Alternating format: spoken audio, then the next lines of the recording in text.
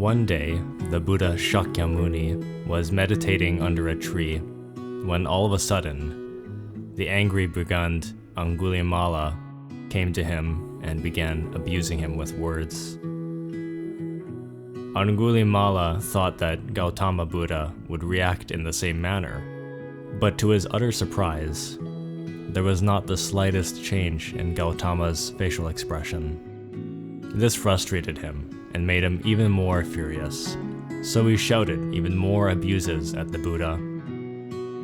However, Gautama remained perfectly serene.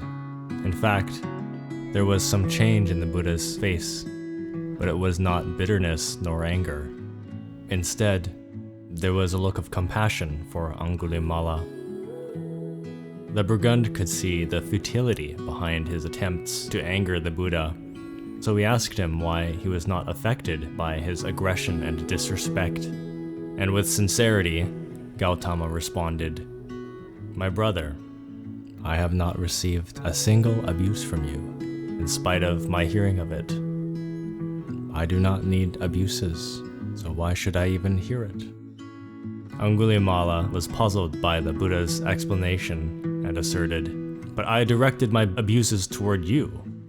And Gautama Buddha further explained, "All those abuses remain with you.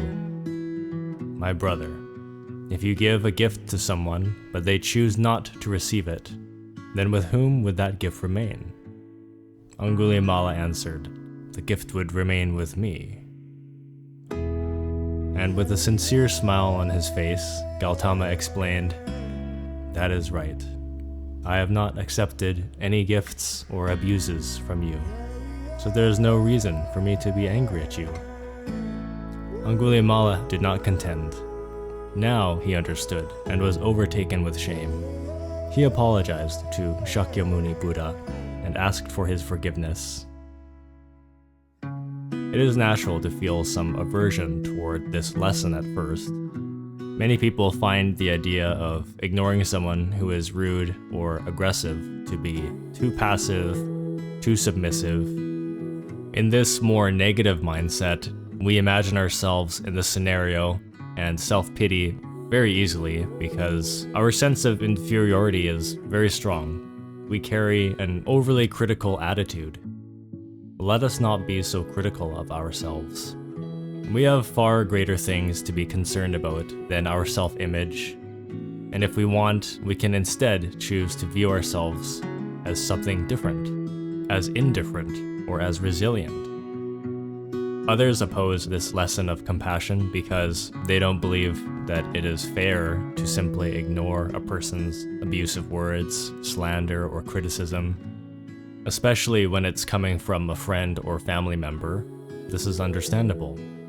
However, we have to understand the reality. People are people, and they will do what they will. Their will is their own. They don't have the will to change. That is their liability. It's not our job to try to control and change people. We do what we can, and that's it.